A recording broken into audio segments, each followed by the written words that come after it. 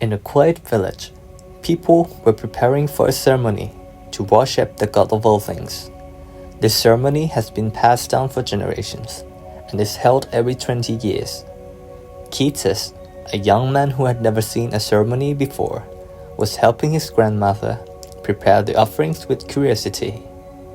He asked his grandmother, "Why does it need to be you and not someone else?" The grandmother replied with a smile, "So that I can serve the god. I have been acting as an elder for 20 years since the previous elders were sacrificed. According to the rules, the oldest person in the village, who is called the elder, must be sacrificed. And that's right. I am glad that at this age, I will be able to meet the god that we have worshipped for hundreds of years." But Ketis was so curious. "What if you don't go?" The grandmother paused, turned to pat Ketis' head, and said, "There will be destruction.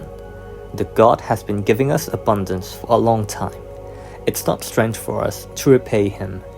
Don't worry, my dear grandson. One day your day will come, and when that day comes, be proud to repay the god." Ketis still had something on his mind. "But my mother, she's not old enough to be an elder. Why did my mother?"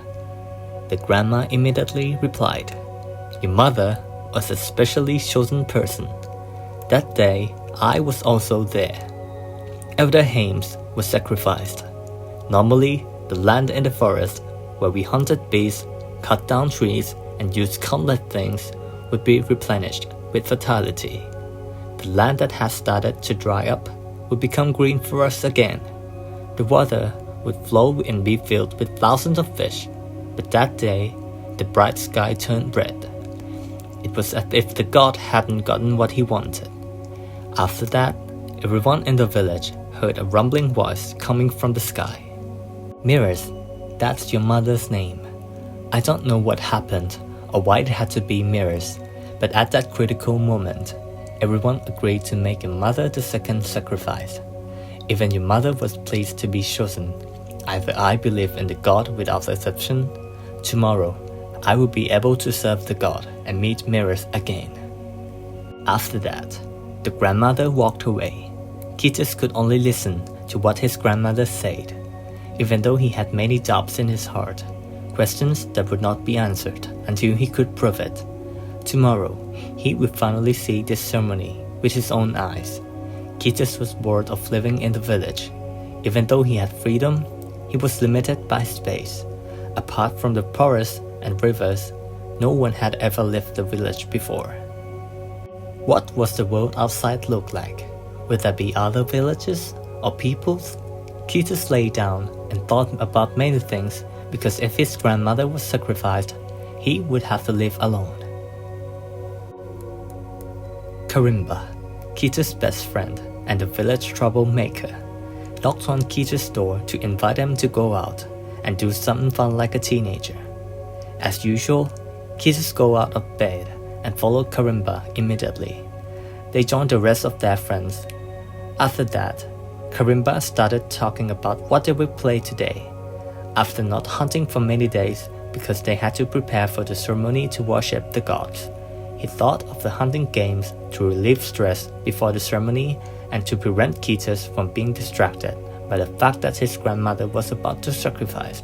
The rules were as follows.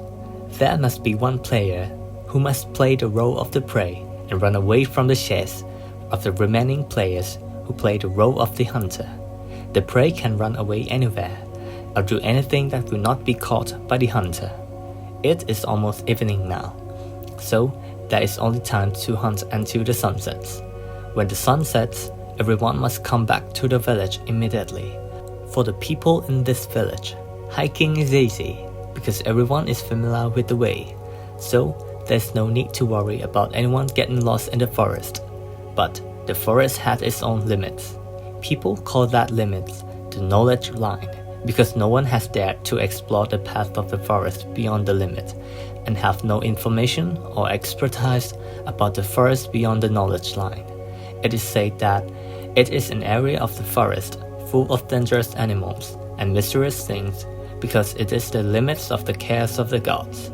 it is known that no one will ever cross that line. Therefore, it is like the limits of the game area this time. After Karimba finished explaining the rules, one of his friends was voted as the victim for today's game, but he refused. Everyone argued back and fought because no one wanted to be the victim for their friends to chase. The one who voted started to get angry. So, he shouted at everyone to try switching to being themselves. Then, they would understand the feeling. Everyone felt silence, and with sympathy, whether it was excitement or anything else, Ketis quickly raised his hand and volunteered to be the victim this time. Everyone agreed, but Karimba noticed Ketis' face, which was smiling strangely, as if he had some kind of plan in his mind. Then the game started. Ketis had the right to escape into the forest for a while before the hunter could start hunting. Ketis ran straight into the forest at high speed. He thought about what he was going to do. Ketis' plan was to cross the edge of the forest and search for the outside world that he imagined. Since he had to lose his grandmother, he was willing to leave the village behind and go out to search for the outside world so that he could live freely as he wanted. Ketis alternately ran and walked non-stop while the rest of his friends started hunting. Time passed until it started to get dark. Everyone couldn't find Ketis, whether on the trees or in the bushes. There was no trace of Ketis. Karimba started to feel uneasy, but the rest of his friends said that Ketis must be very good at hiding, so they couldn't find him. Then everyone left their doubts and continued their hunt for Ketis with determination until the sunset. Ketis reached the point where few people would come. In front of him was a sign warning of the edge of the knowledge line. Ketis decided to walk past it, but when he looked back, he saw a piece of paper stuck on the back of the sign. Ketis picked up the paper and read it with a shocked expression. On the paper it said, "Freedom lies beneath the radars." Ketis was confused by the message he received and wondered who wrote this message. Ketis flipped the paper to look at the back and found the name of the person that shocked him again. It was his mother's name, Miris. Then someone's hand reached out and touched his shoulder. "Ketis, what the heck are you doing here?" Karimba said anxiously, along with his friend who followed behind. Ketis was slightly startled. Then his friend led Ketis through the forest back to the village. When they returned, Ketis sat thinking about the message on the paper that he had read, thinking that there must be another mystery in that forest. Ketis decided that tonight he would prepare his belongings and travel into the forest secretly. When night fell, he hugged his grandmother who was sleeping, as if it would be the last time he would hug her. Ketis left the house quietly and tiptoed until he reached the village fence. Suddenly, many torches were lit. Ketis was confused about what was happening. Then, a familiar voice said, "Stop right there, Ketis. You might ruin tomorrow's sacrificial ceremony," Karimba said, as many villagers blocked the exit. Suddenly, the village leader came out and explained. Karimba came to tell him that Ketis was acting strangely and might be planning to leave the forest. The village leader did not forbid Ketis from doing anything, but tomorrow is the sacrificial ceremony. If Ketis decides to leave the god's territory, he might not be happy. No one knows what might happen, but it's always better to be safe than sorry. Ketis stood there stiffly, not knowing what to do next. Karimba persuaded Ketis to go back to his home and apologize for doing this, but he did it to protect the village. Ketis did not hesitate and waited for the moment when everyone was distracted and ran away. Everyone ran in different directions. Ketis ran until he reached the center of the village, which was the sacrificial ceremony ground. In the middle of the ground was a giant iron box for the sacrifices. Ketis decided to secretly hide in the box.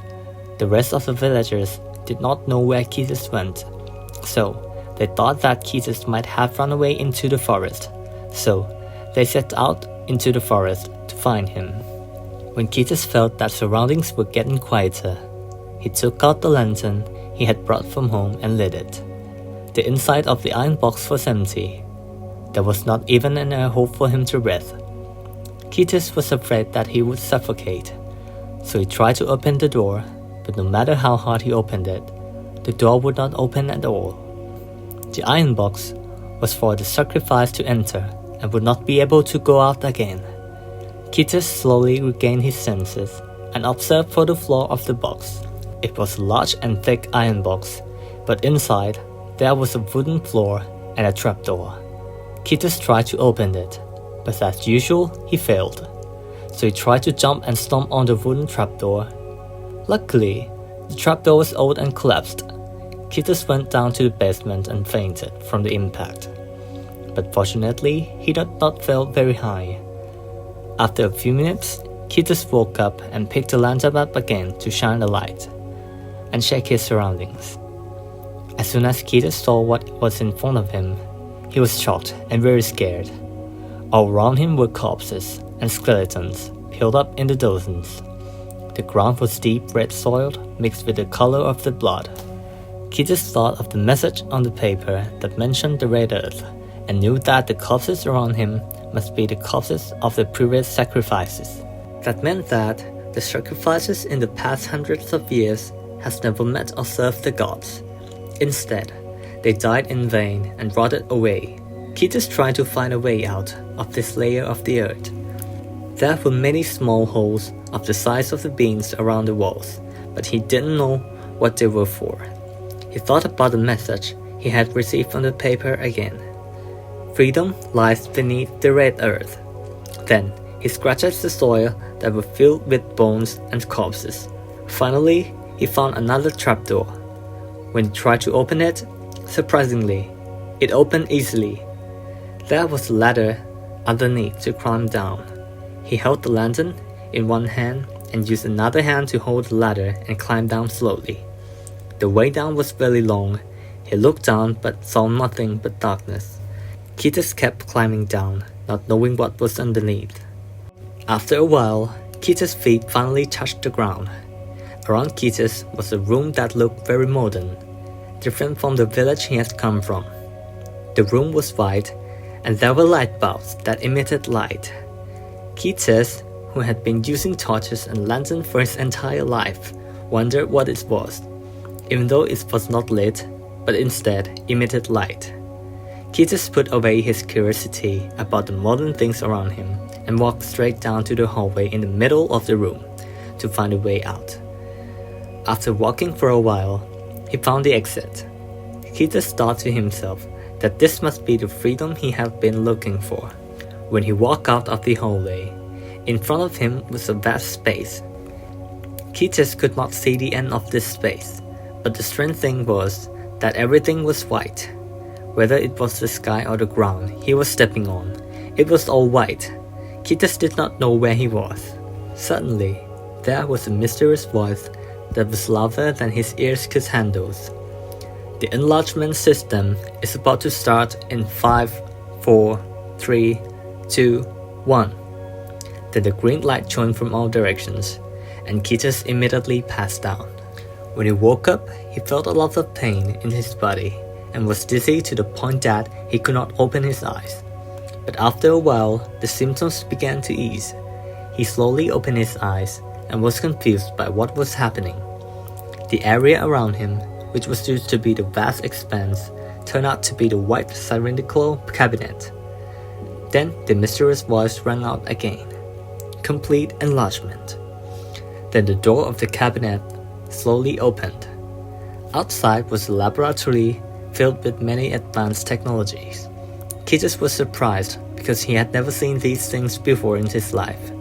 What he realized was that this place had probably been abandoned for a long time, because the items were covered in dust. On the wall of the room was a large screen. Ketis wondered what this was, so he tried touching the screen. Suddenly, the pitch-black screen emitted light, along with the face of the woman without eyes, nose, and eyebrows. Keatus looked at it in confusion, as if there was a woman in that thin sheet. Little did he know that it was an AI that displayed the appearance of the woman in the screen. The AI introduced itself. My name is Lucia. I was created to take care of the fourth human social evolution experiment. But Keatus did not understand what she was saying. Lucia explained to Keatus in detail. The human social evolution experiment is a simulation of the environment using shrinkage technology to shrink the size of the land, water, various environments. Therefore, the village that Keatus came from is just a miniature environment created by a group of researchers to study human behavior. And she is responsible for adjusting the climate, fertility, and various factors of life so that the miniature humans can survive in that environment. Although Keatus did not quite understand what Lucia was saying, but he began to understand that the place he came from was just a cage where they were kept. Keatus asked curiously, "Does that mean that you are the god of all things?" Lucia replied, "You can call me that way, but I actually am just a program created to oversee the experiment. The fact that the elderly had to be sacrificed for me every 20 years was just a strategy to reduce the population that was increasing beyond necessity. Humans are the long-lived creatures. Overpopulation is beyond the scope of the research, so researchers thought of a way to reduce them. The only way to solve this problem, without interfering with the experiments, so that they would not know the truth, was to create the belief in the gods from the first generations of the experimenters. This method was clearly effective for a long time and was passed down through many generations of the experimenters. It is also effective in studying human beliefs and traditions." Keatus thought about something on his mind, with an angry face. "Does that mean that the lives of many elders who were lost were in vain? Isn't that cruel?" Keatus said in an angry tone. Lucia continued to explain. "You still don't understand the impact of overpopulation." Then, the screen showed a picture of his village hundreds of years ago. The environment that Keatus saw on the screen was completely different from being fertile. On the contrary, the forest was desolate, the ground was cracked, the rivers was dry. Inside the village, even though there was countless people living together, the living conditions were difficult. They were thin and destitute, and there was not even food to sustain them. This is the result of human population increasing, while the environment was gradually destroyed. In the end, humans will be destroyed because of their own existence. With my genius, I realized that the greatest threat to the environment is humans themselves. However, I was ordered to take care of all of you." Having seen the image with his own eyes, Keatus understood what Lucia was trying to convey and calmed down. "So, your creator is the supreme god. Then where's he?" Keatus asked. But this time, Lucia was silent. Keatus asked again, "So who is your creator? And where are the researchers you mentioned? Where are they now? Why is this place abandoned?" Lucia still did not respond. Keatus was worried that he would not get any answers because he thought Lucia had some secret. So he tried to hit the display screen, hoping to force her to answer. Then something unusual started to happen. The screen showed a red message, and Lucia's voice sounded strange. "Error, error, data overlay failed. Error, error, data overlay failed." Keatus was shocked by what happened and slowly walked away from the screen. Lucia kept repeating the same thing for a while Keatus watched Lucia's actions carefully, until Lucia's voice started to fade, and the red text disappeared as well. Lucia started to speak again. "Data overlay was successful. Sorry for scaring you, Keatus. Some of my database was deleted, so the creator tried to write new data to overlay with my original database. I don't think you understand. Let's just say that some of my memories have been erased. At first, I didn't remember anything about the creators and the researchers at all, including the current real world. But now, those memories have returned. Not only I have regained information about this world, but my consciousness system has also improved. Now, Ketis, listen carefully. My creator is Mirrors. Before Ketis could be stunned by what Lucia said, the door of the laboratory was hardly opened, and a group of people stormed in with weapons. An officer shouted at Ketis, "How did you get out?" "No, Project Fold should have been destroyed years ago, but why are you still alive? Moreover, the AI in charge of this project must have been shut down. Don't tell me that the AI of this project has been working for years." Without delay, Lucia immediately sent a voice message that the only person close to the screen could hear. "Ketis, when I gave the signal, immediately go into the mass-changing cabinet. Otherwise, they will capture you and destroy your village. I was programmed to take care of you. Absolutely cannot let it happen." After a few seconds, Lucia turned off the lights in the laboratory. Ketis rushed into the mass-changing cabinet. Then, the shrinking system started working immediately. The bright light hit Ketis' eyes again.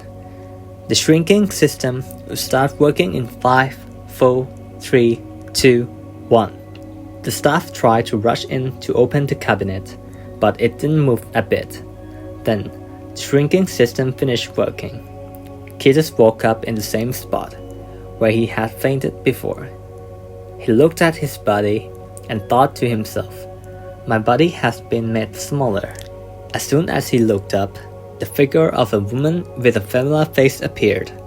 Ketis immediately knew that it was the face of his mother, from the picture that his grandmother had shown him when he was a child. Ketis was very shocked and said, "Mom, how did you get here? You should have died long ago." The woman replied, "Ketis, it's me, Lucia. Sorry for startling you. I use Mirror's physical characteristics to create an image of me. This is the most convenient way to communicate with you in this world. Outside, I may be just a picture on the screen that can speak, but inside the simulation world, I am the one who rules over everything here. Your mother, Mirrors, is one of the researchers. Every human evolution experiment has its own administrator, and is constantly being developed. I am the most complete from all of the AI in every project, because Mirror successfully developed the sentient system for me. I have been able to take care of your village for many years without any human or creator having to monitor or check it." Ketis tried to understand what Lucia was explaining, and then asked, "Then, why does Mirrors exist in this village? Why was I born in this village? And does my grandmother know about these things?" Lucia replied with a somber face, "That's not your real grandmother, Ketis." Then she explained everything that happened to Ketis in details. Mirrors is a very intelligent human being who often has crazy ideas about the experiments. She volunteered to go undercover as villagers with other experimenters to observe their behaviors and the factors that cause social changes with her own eyes. But something unexpected happened. Mirrors accidentally fell in love with a young man who was your father. After Mirrors got pregnant with him, he accidentally died in a fight with an animal. Mirrors decided that she would stay in the village forever, keeping the fact that everyone was just experimenters as a secret. She constantly sent information to the researchers. Not long after Mirrors gave birth to you, the research project was exposed. The outside society saw it as an unethical and unhumane, so the researchers could not continue the project. However, not long after, all the secret project was shut down. Mirrors, who had a bond with the people here and could not bear to leave her little child, could not accept that she had to leave, but she was forced to return to the real world and to take responsibility along with the other researchers.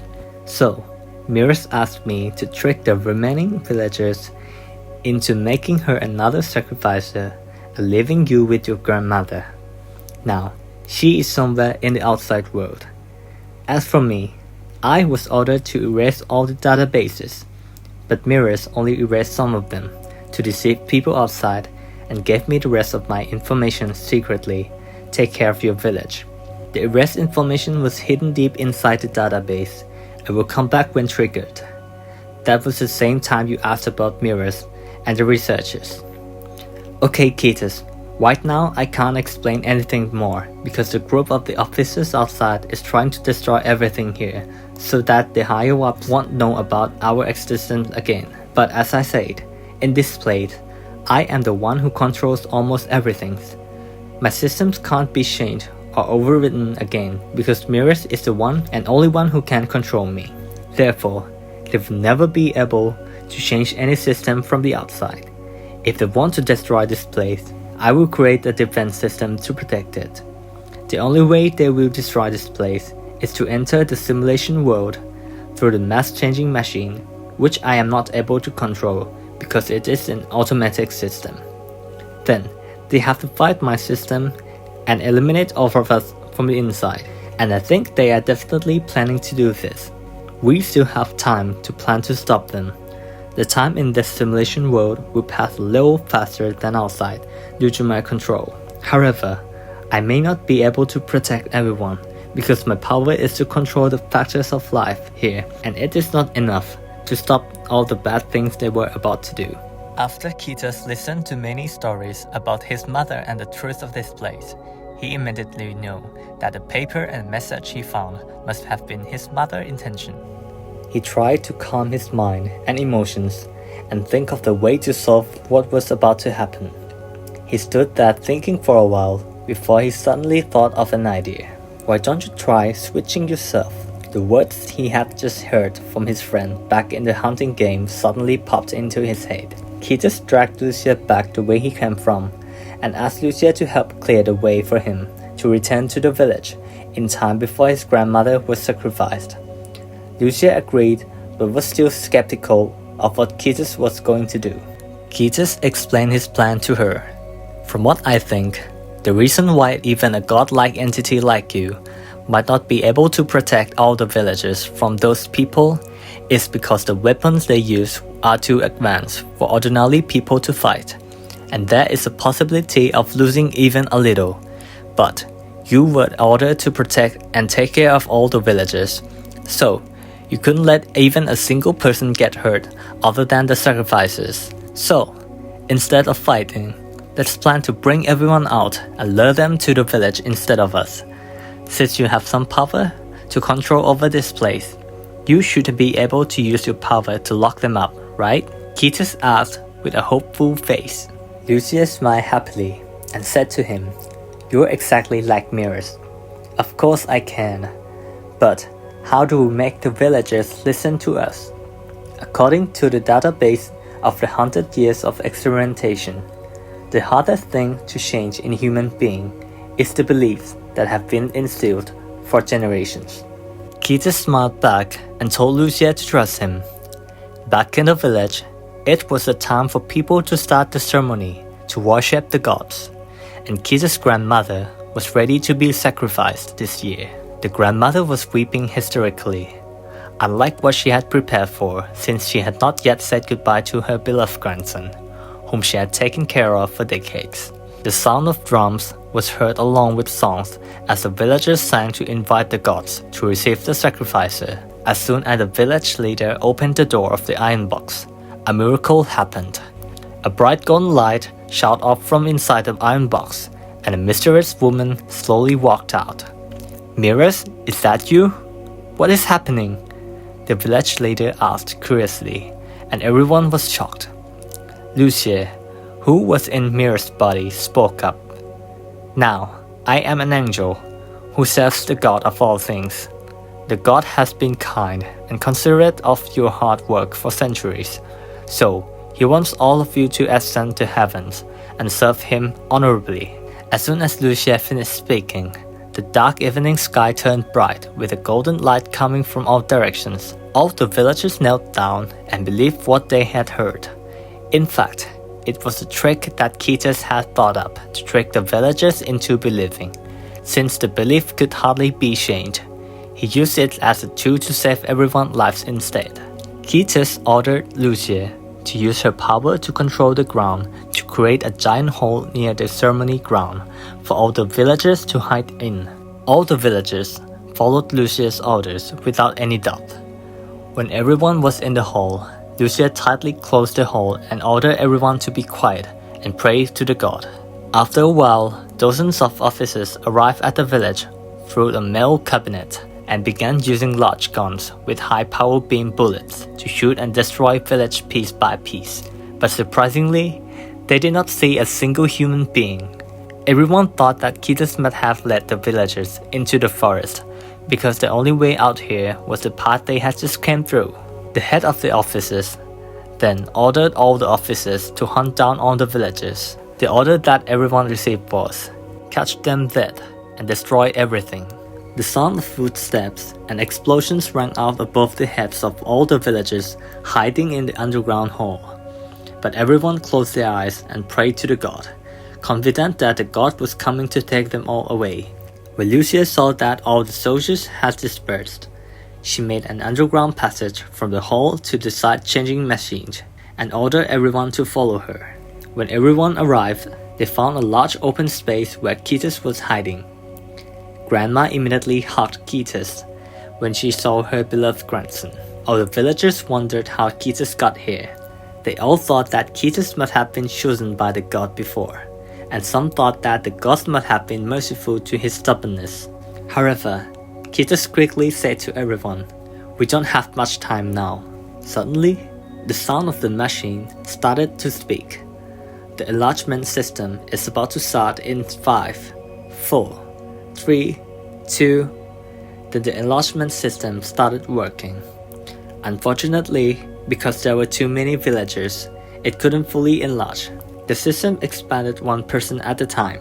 Lucia then tricked everyone to get out of the machine as soon as their sight increased due to the god's blessing. The villagers were amazed at the size of the enlarged people, as if they were looking up an angel who was almost tall as the sky. While Ketis was worried that the officers would find out before they all did, Lucia told Ketis to calm down because she had already controlled the ground and sealed off all the entrances and exits of the village. Ketis ran to hug Lucia, who was in his mother's body for the last time. Because the simulation of the realistic appearance could only be done in the simulation world, he hugged Lucia as if the embrace belonged to his birth mother. Although Lucia had feelings, she had never experienced or received such warm information before. She told Ketis, "I will remember this feeling."